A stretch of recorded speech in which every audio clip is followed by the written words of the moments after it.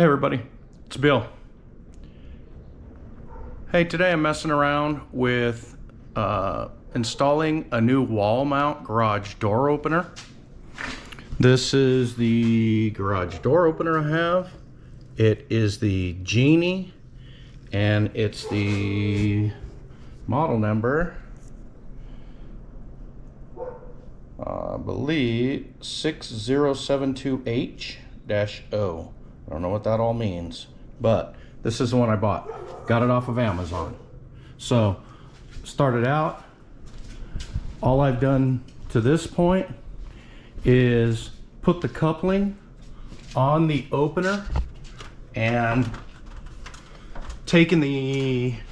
unwound the cord and just taken the opener and slipped it over the shaft on the end of my garage. So that's where that goes. There's a coupling right in there and it just slides right over the end. I did put this bracket on loosely. There's just one bolt here and this bracket goes right here to the wall.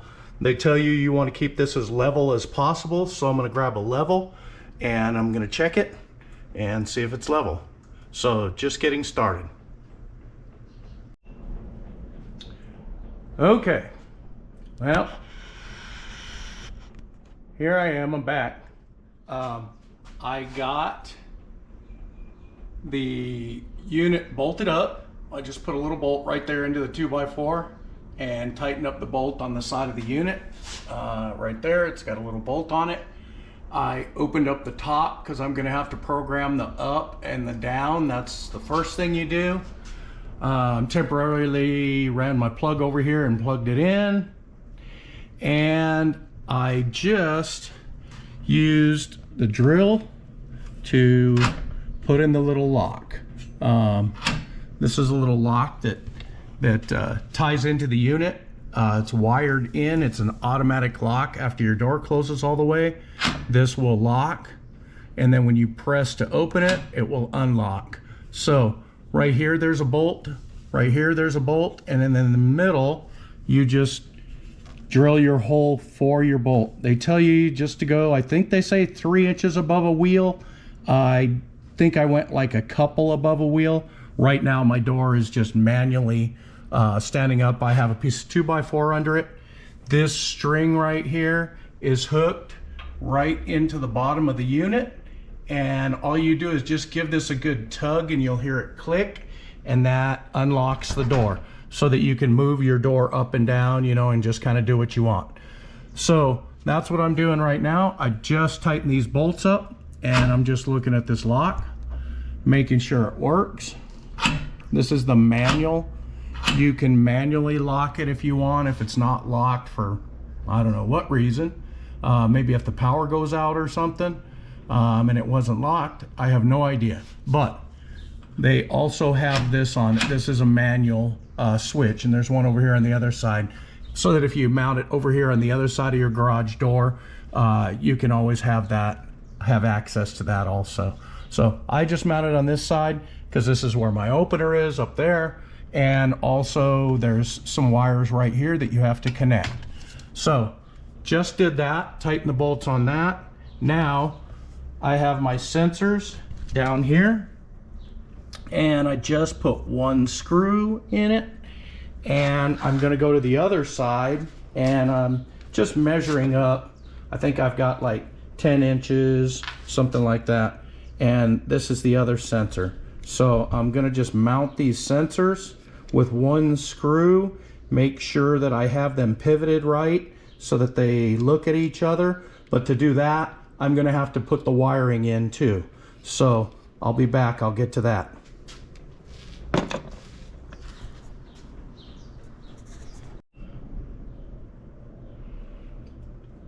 Alrighty, well, it took me a while, probably about 2 hours. I just carefully ran the wires. They give you little clips. They're like little nail-in clips. I connected the wires right here to the lock. There's just 2 wires. And then I continued down to the bottom sensor So here's the sensor, and I just clip the wires. They give you plenty of wire. Here is the cord, the pull cord on the side.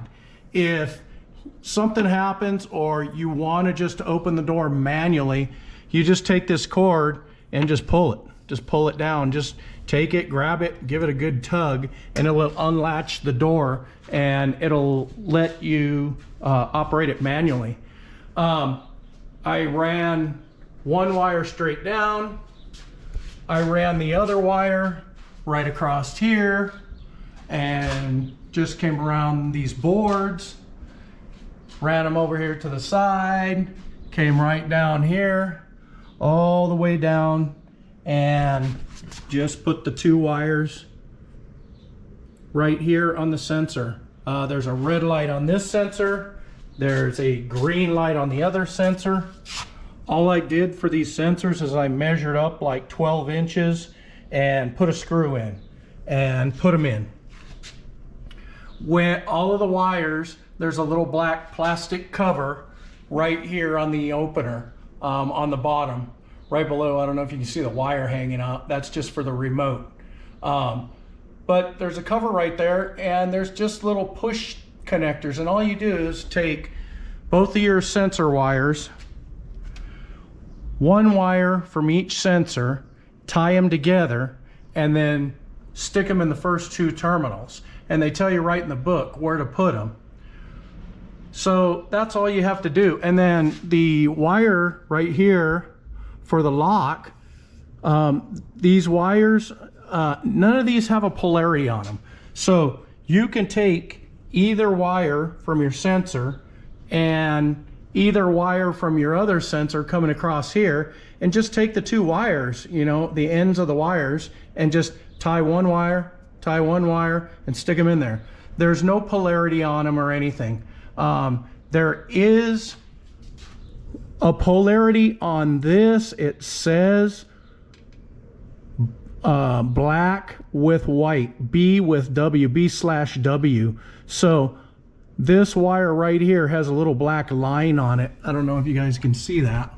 It's got a little black line on it. So I did put that to the black with white. I believe what that does is either pushes the lock in or takes the lock out. So I think those have got to be, those were the only things in there that said they had anything marked. And there's a lock, it just sticks out. And as soon as you press the remote, that lock pops in and then the door opens up. And like I said earlier, you also have a manual release right here. If you want to undo this lock and then pull this, you can manually, you know, lift up your door.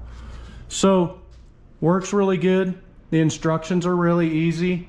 We'll see how long it lasts. I did reset the spring on my door. I took a little bit of tension off of it so that the door would come down kind of on its own. I had a little bit too much tension on it previously, and I had it set to where when the door would come down to the bottom, it would stop about 2 or 3 inches from the ground.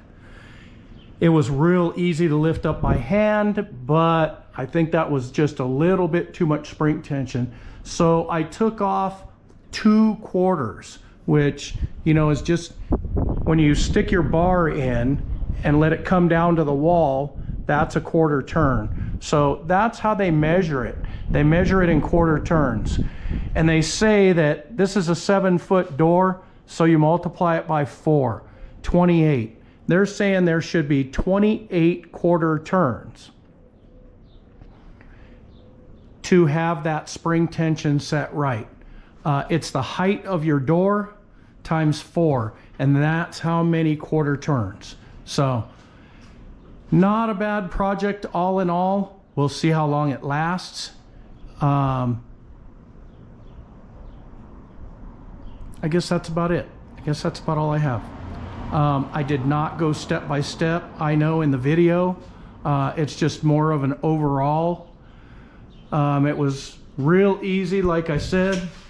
There's, when you open the box and you've got the opener and it's got a coupling on it, and all I did was put that bracket on the bottom of it, put that coupling on it, slid it on there, ran the cord over here to my plug, and you know, I watched a couple of YouTube videos on it, looked up some stuff on the internet about spring tension, and so like I said, all in all, it was more messing around and more trying to get the wires to look good and get everything straight, get everything tucked away, get everything looking a little bit, you know, professional, so I didn't have just balls of wire hanging out.